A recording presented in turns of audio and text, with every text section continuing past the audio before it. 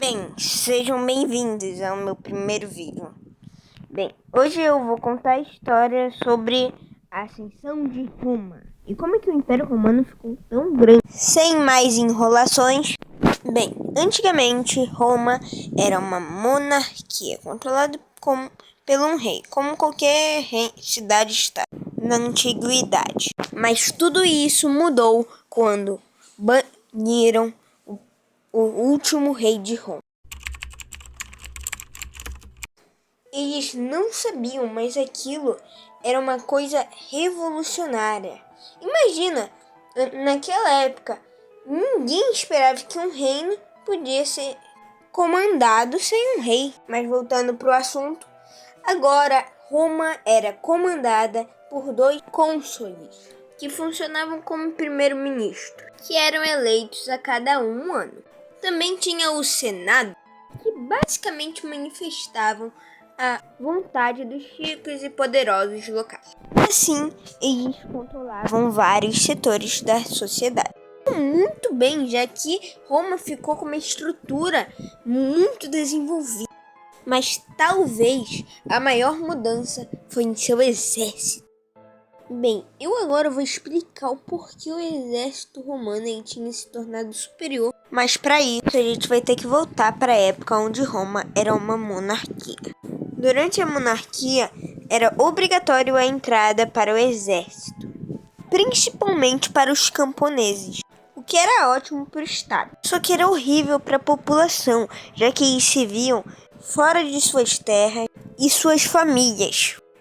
Porém agora tinha mudado, com agora o alistamento no exército sendo opcional, além das pessoas terem a oportunidade de ganhar um salário no exército. Toda essa organização do exército romano, eles conseguiram se expandir territorialmente. Só que chegou os gauleses e destruíram tudo. Tipo, eu nem tô brincando, quase que Roma foi totalmente destruída. Vocês se lembram que eu tinha dito que o serviço no exército tinha deixado de ser obrigatório? Bem, meio que os gauleses esforçaram que isso voltasse. Mas isso foi extremamente importante para a reascensão de Roma. E conforme o tempo foi passando, Roma conseguiu anexar quase toda a Itália, algumas partes na Península Ibérica e na África. E aqui tem uma imagem dos novos territórios que Roma conseguiu. Mas o que você precisa saber é que, mesmo que Roma estivesse ficando rica, a maioria do dinheiro e do poder que Roma estava conseguindo estava concentrado em uma pequena parte da população, com eles sendo os patrícios, que com o tempo gerou várias revoltas.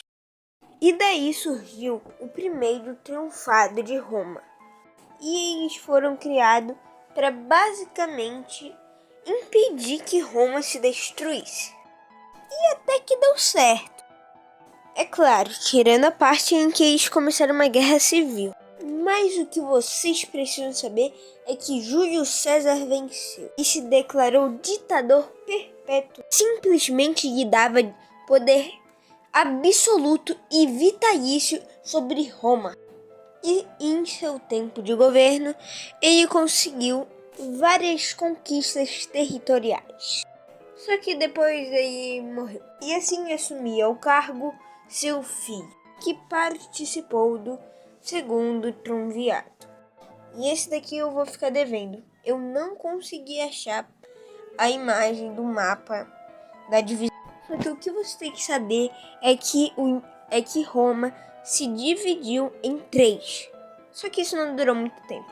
O Otávio, ele redominou todas as antigas partes, alterou seu nome para Augusto e se declarou o primeiro imperador de Roma, assim iniciando o Império Romano, que no início tinha alguns problemas com suas fronteiras, já que são gigantes, mais de 13 mil quilômetros de fronteira. Mas até que o Império conseguiu se estabilizar, iniciando um período chamado Pax Romana. Basicamente um período de crescimento econômico e populacional. Até que esse cara mudou tudo. Ele basicamente iniciou uma invasão a vários reinos, impérios e etc. Alguns desses lugares foram o que seria o Reino Unido, a Síria e o Egito.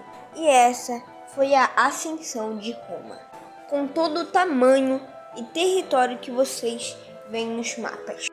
E agora vocês me perguntam: nossa, como é que esse império caiu? E eu respondo: isso fica para um próximo vídeo.